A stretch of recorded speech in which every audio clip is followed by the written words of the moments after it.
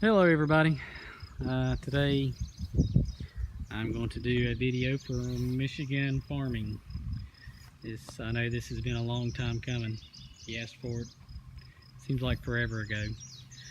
But today is a John Deere 2555 two-wheel drive 8-speed 4-cylinder turbo diesel. Let's see. Let's start with the loader.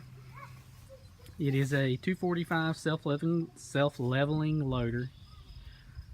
As you can see there, this here keeps it level as it raises up. It has, get it in between here. It has the locking. I like this better than the clip pins that's on like the 520 loaders. It's just heavier made. Does it just like that. Got a storm coming. Let's see. This side has the independent valve body with it. That way it doesn't type your SCV valves on the back of your tractor. I guess you say it's quick attach bucket, and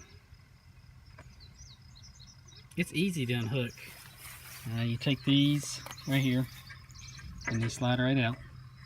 Take that Carter key out, it slides right out, and gracious, and you can see there it's got a big 2-inch pin, solid pin that goes through all the way to the other side.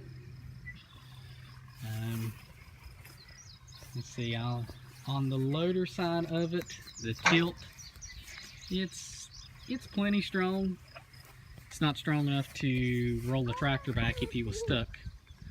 I think these cylinders, as you can see, they're a 3-inch wide cylinder, and these here are probably, as you can see compared to my hand, it's a 4.5, 5-inch cylinder. I think if these was on that, it'd have made the loader a lot better. But the vertical lift on this loader is phenomenal. It will actually lift the back end of this tractor with fluid in the tires and a round bell. One time I hooked into a culvert, it was clogged up, and I buried the bucket into one end of it, and it lifted the back end of the tractor up. Okay, we'll go to the front. It has 11 1/16 front floaters. That's what you want to call them. You can see how wide they are to my hand. This has the heavier front end. It has steering jacks on both sides. It's got the bigger axle on the front. It's 4-cylinder. Here's the injector pump. It is mechanical. And this is the oil feed line to the turbo. Actually, no, that's not the return. Turbo's right there. I don't know if y'all can see that or not. It's hot. Right in there, there's a block heater. This is the battery covers. There's 2 batteries in there. All the wonderful wiring. Park brake. I don't like these because once they wear, they're shot. This is your differential lock. Okay, now we'll go back to the back of the tractor. 18/430 rears.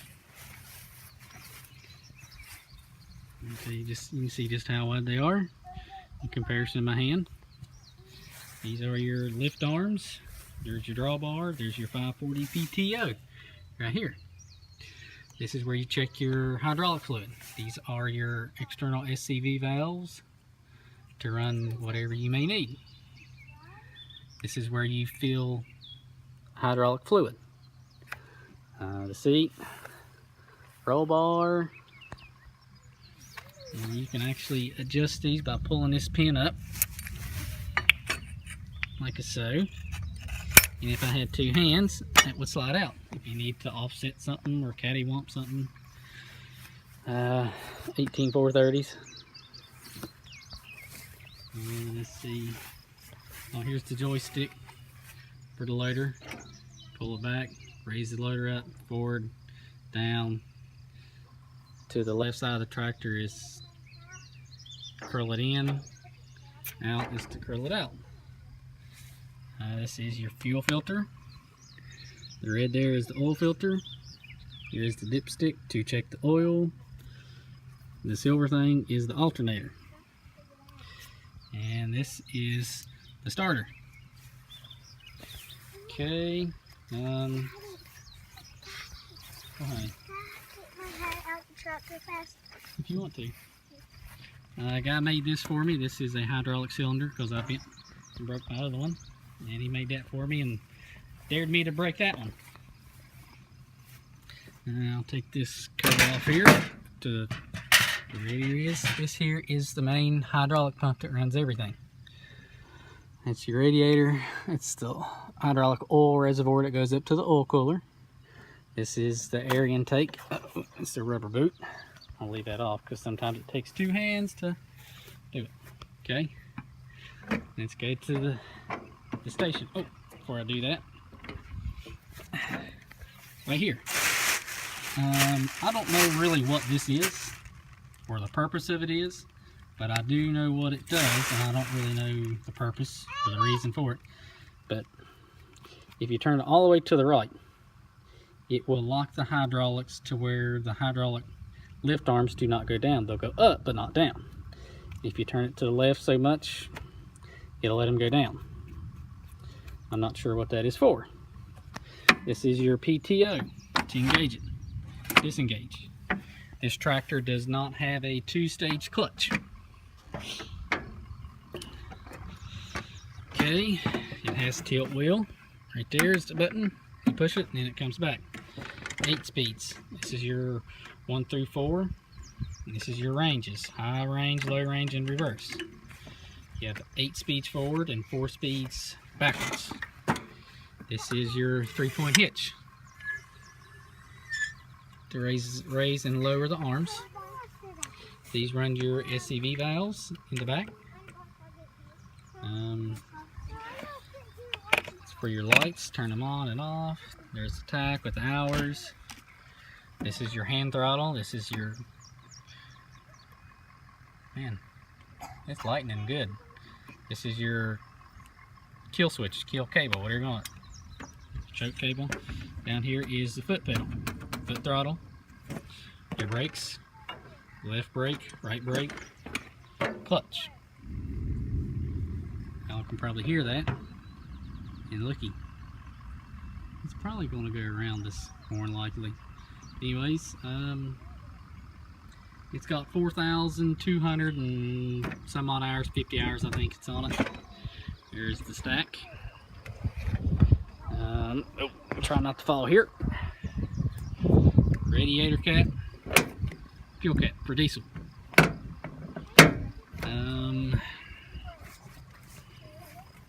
Let's see, what else can I tell you about it? It is 4-cylinder, it's turbocharged. They say it's 65 horsepower on the PTO, 77 on the motor. But I'm from Missouri, you'd have to show me, and I mean that as in, I think it's more than that. Because I test drove a tractor the other day that's 105 horses. And as far as the giddy up going through the gears, it didn't have any more than this tractor. So, thanks for watching. Please leave your comments. Subscribe to this channel. Let me know what you think of the videos in ratings, either thumbs up, thumbs down.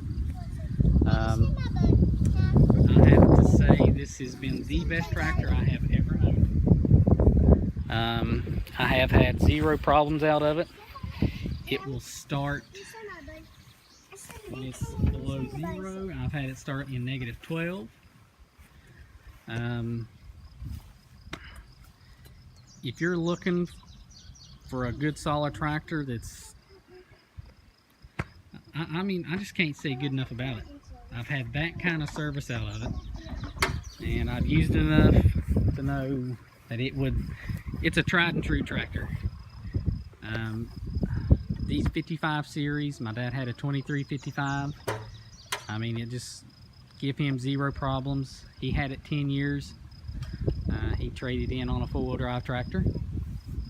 But if there's somebody out there that's looking at this style tractor, you're not going to go wrong buying it. I can almost promise you that. I mean, especially if somebody has taken care of it,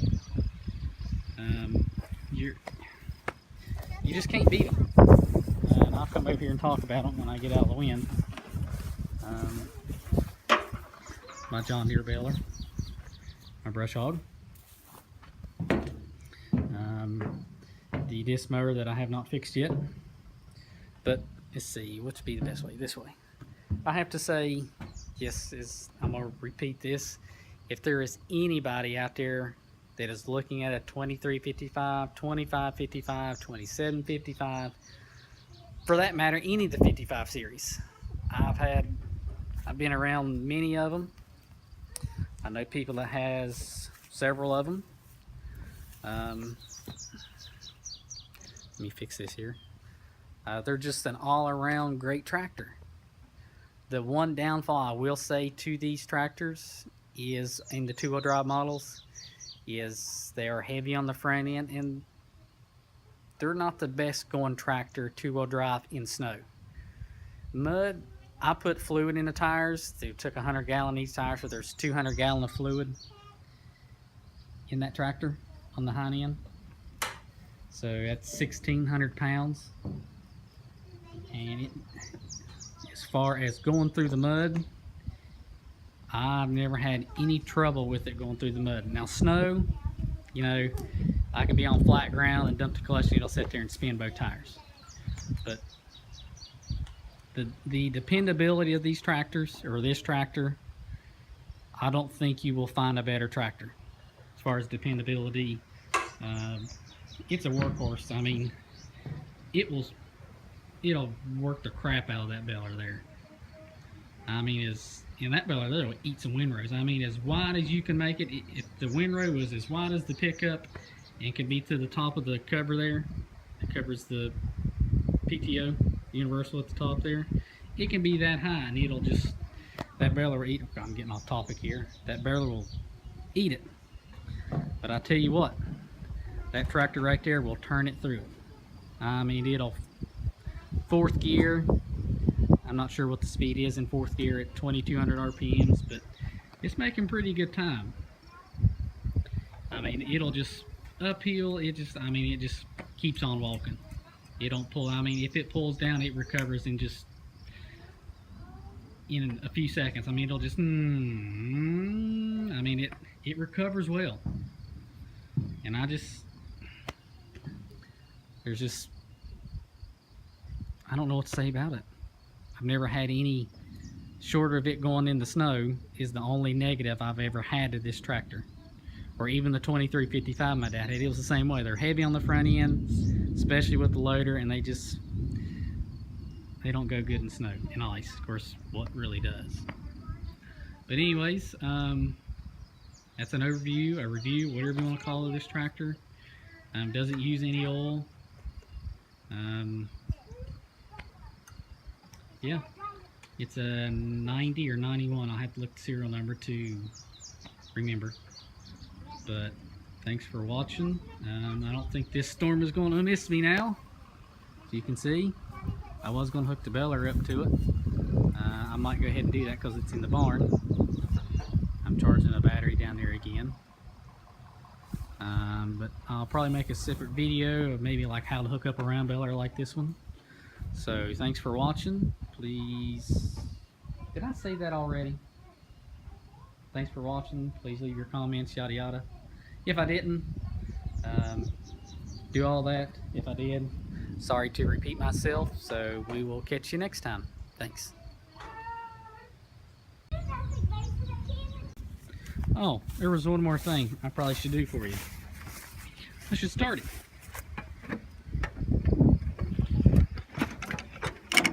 You don't want to get rained on.